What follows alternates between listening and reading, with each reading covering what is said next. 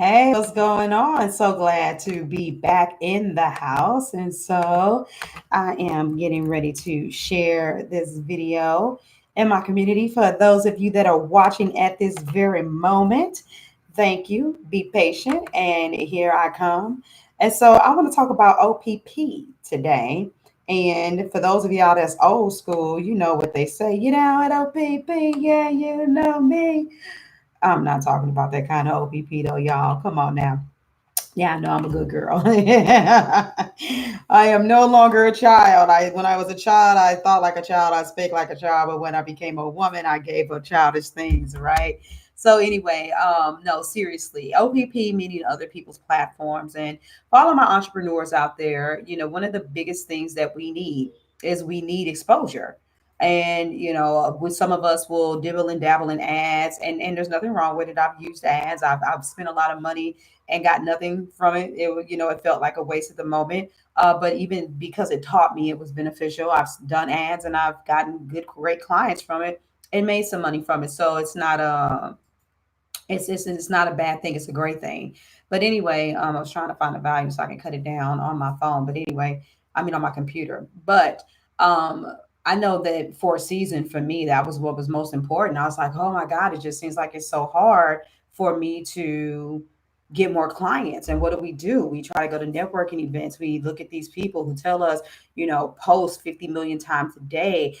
They tell us to make sure that we are on every platform, and some of you guys will wear yourself out and you trying to figure out, should you be on YouTube or should you be on Facebook, should you be on Pinterest or LinkedIn, should you be on all of them? And then you'll hear the experts tell you, no, master one and then move on to another, and that's probably the most best advice. But the problem is that in the space of mastery, what you usually miss out on is the exposure.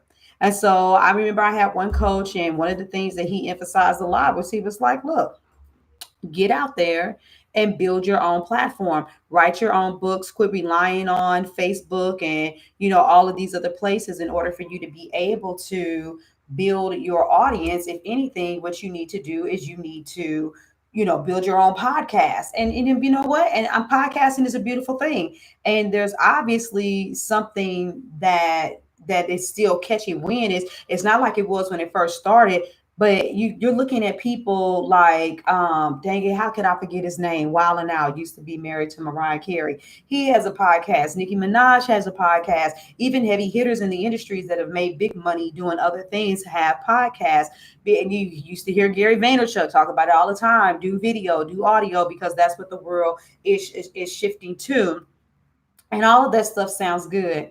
But here's the issue: a lot of entrepreneurs are already still wrestling just to hone their craft. Some of you are still fighting just to even understand what it looks like to really clearly be able to market yourself and get your messaging out there. And there's so many different struggles that you face when it comes to building your business that, hey, building a platform on top of that, creating a podcast, editing it, launching summits, and doing stuff like that is a lot of work.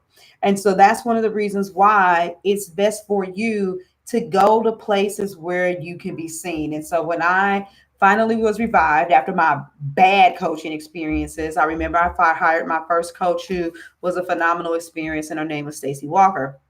And so when I work with Stacy, and she's like, well, what do you think is wrong with your business? And I was like, I think I'm a rock star and my clients are getting great results, but I keep feeling like I get the same people responding to the same posts, and they all freebie speakers and they don't want to do no work and so on and so forth.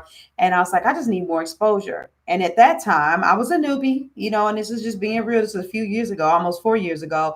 I really didn't know and understand anything about podcasting. I thought it was like super duper technical thing, and all of these online events. I just knew that this was something that cost people thousands of dollars to put on. And she was like, nope. She's like, you need to start reaching out, being featured on other people's summits, being featured on other people's podcasts. You need to get the word out there about your business. If you want more eyeballs on you, August, you're going to have to be on other people's platforms. And I was like, okay, there it is. And so from there, I was like, okay, I'm going to start reaching out. She's like, but up, I got one more thing. She was like, you need to launch a summit.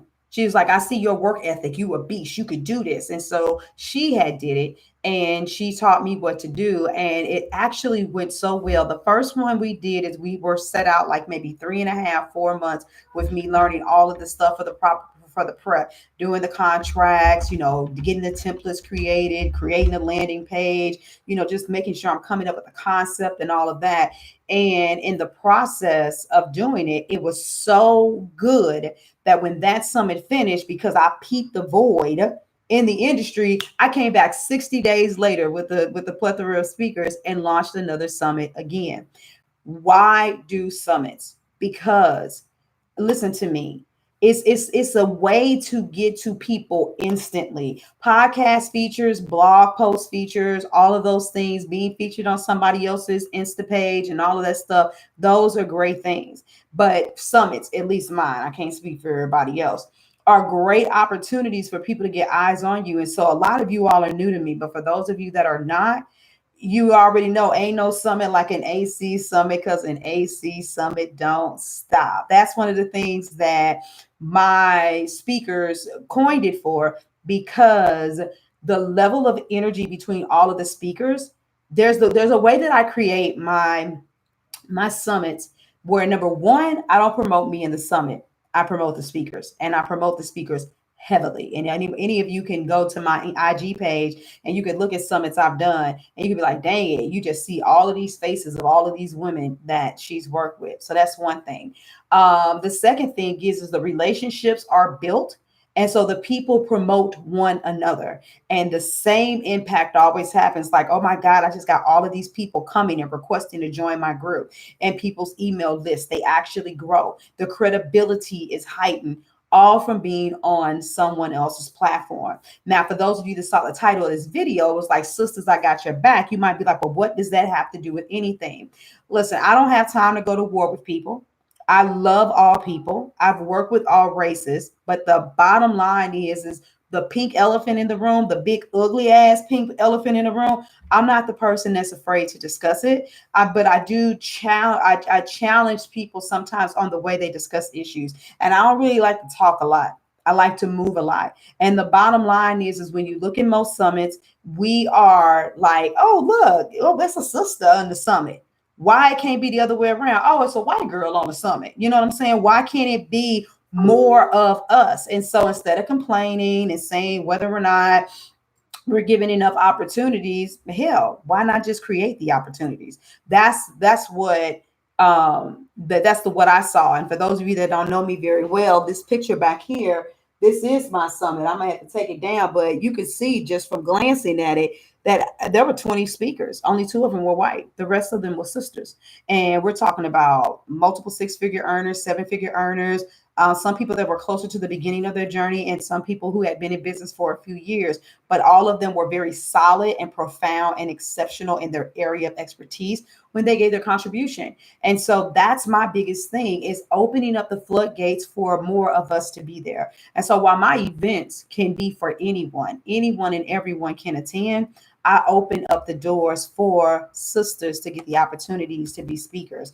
And so that's what's most important for me. If you are an entrepreneur and you're like, I need some OPP in my life, I need to be featured somewhere, I need more eyeballs to see me, then I'm grabbing the link right now and I'm putting it in the comments.